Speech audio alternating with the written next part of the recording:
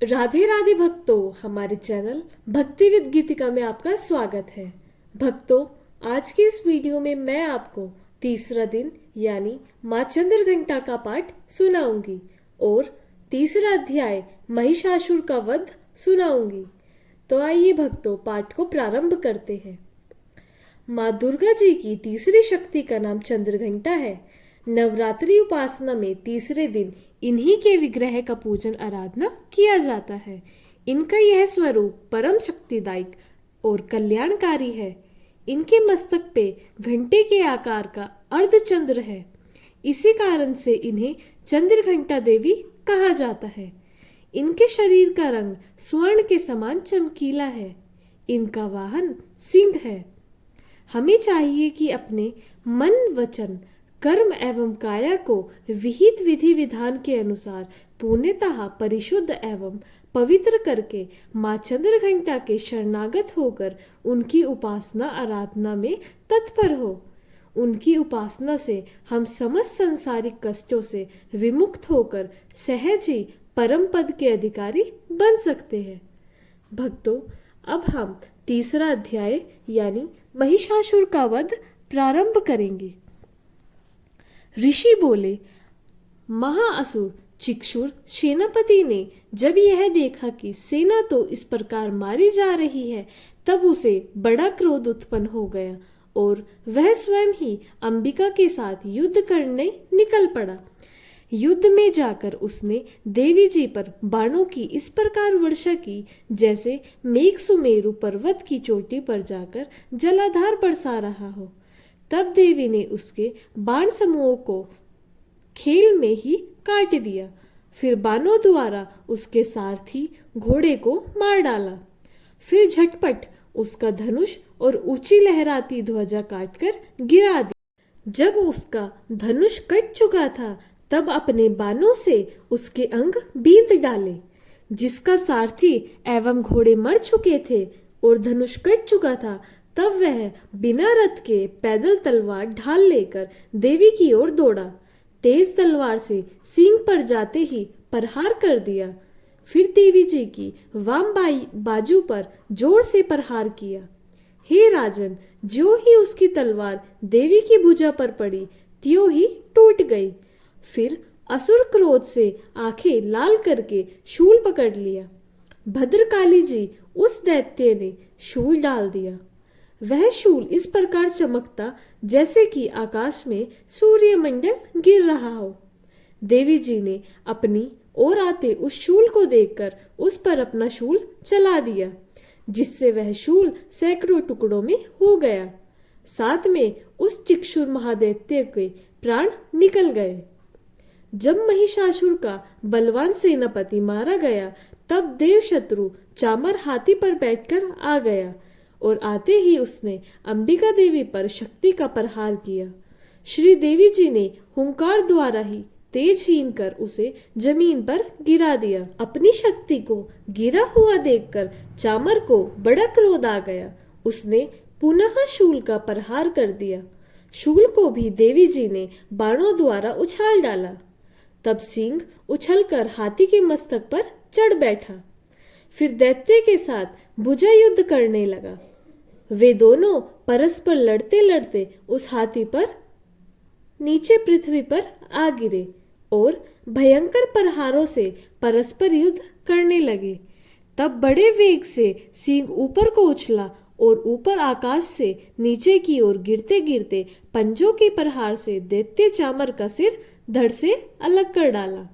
देवी जी ने शिला एवं वृक्ष आदि से युद्ध में उद्ग्रह को मार डाला। फिर कराल को भी दांतों, मुक्कों एवं थप्पड़ों के द्वारा मार गिराया। क्रोध से परिपूर्ण देवी ने गदा की चोटों से उद्धत को चूर चूर कर दिया। भिंदीपाल शस्त्र द्वारा, वाशकल तथा बाणों द्वारा अधंक एवं ताम्र को मारकर यमधाम भेज दिया। त्रिनेत्रधारी देवी परमेश्वरी ने उग्रस्य उग्रवीर्य महाहनु नाम के दैत्य को त्रिशूल द्वारा मार दिया। तलवार से विडाल का सिर धड़ से अलग कर दिया। दुर्धर और दुर्मुख इन दोनों को बाणों द्वारा यमपुरी पहुंचा दिया। इस प्रकार अपनी सेना का नाश होता देखकर भैंसे का रूप बनाकर महिषासुर उन गणों को डराने लगा।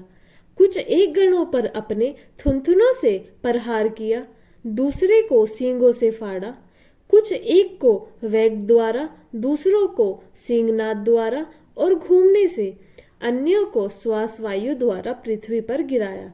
इस प्रकार गण सेना को गिराकर वह महिष सिंह की ओर झपटा। ज्यों ही सिंह को मारने लगा तब जगदम्बा को बड़ा क्रोध उत्पन्न हुआ। इधर महापराक्रमी महिषासुर भी क्रोध से पृथ्वी तल को अपने खूरों से खोदने लगा। फिर सींगों के बड़े ऊंचे ऊंचे पहाड़ उठाकर फेंकने लगा, साथ में गर्जने लगा। वेग के साथ घूमने पर पृथ्वी क्षुब्ध होकर फटने लगी। उसने पूंछ से समुद्र पर प्रहार किया, जिससे क्षुब्ध होकर समुद्र पृथ्वी की चारों ओर से डूबने लगा।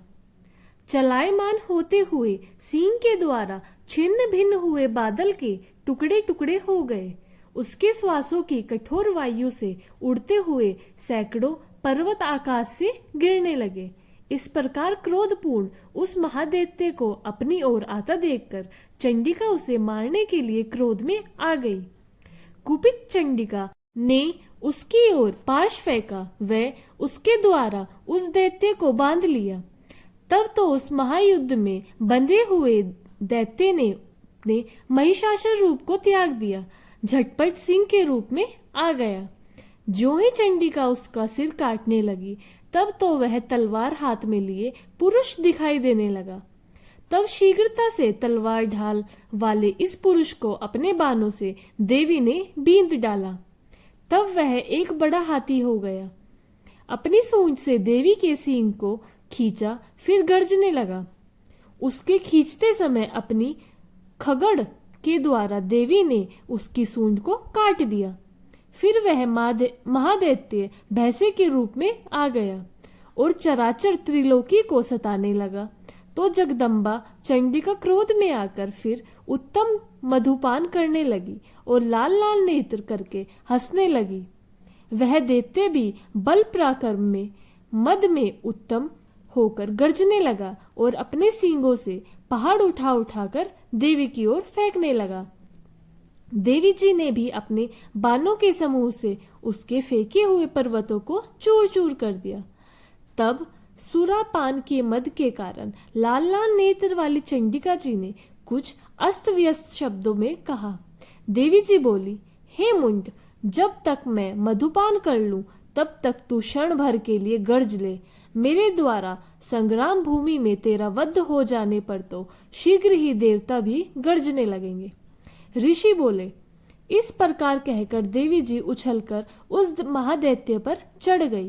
पांव से दबाकर दैत्य के कंठ पर त्रिशूल से वार किया। देवी के पांव से दबे हुए उस दैत्य ने अपने मुख से बाहर निकलने का प्रयत्न दूसरे रूप में किया। अभी आधा निकल ही पाया था कि देवी जी ने अपने पराक्रम द्वारा उसे वहीं रोक लिया। आधा निकलकर भी उस दैत्य ने युद्ध करना नहीं छोड़ा। तब देवी जी ने अपनी तेज तलवार से उसका सिर काटकर नीचे गिरा दिया। दैत्य सेना हाहाकार करने लगी। तब उस सारी सेना का भी देवता जी के ने नाश कर दिया। सभी देवता अत्यंत प्रसन्न हुए। दिव्य महर्षि के साथ सभी देवताओं ने स्तुतियां की। गर्दवरराज गायन करने लगे, अप्सराएं नाचने लगी। भक्तों, ये था तीसरा अध्याय। मैं अपनी अगली वीडियो में चौथा अध्याय यानी देवताओं द्वारा देवी की स्तुति सुनाऊंगी। वीडियो अच्छा लगे तो लाइक करें, चैनल को सब्सक्राइब करें और कमेंट बॉक्स में जय माता दी अवश्य लिखें। जय माता।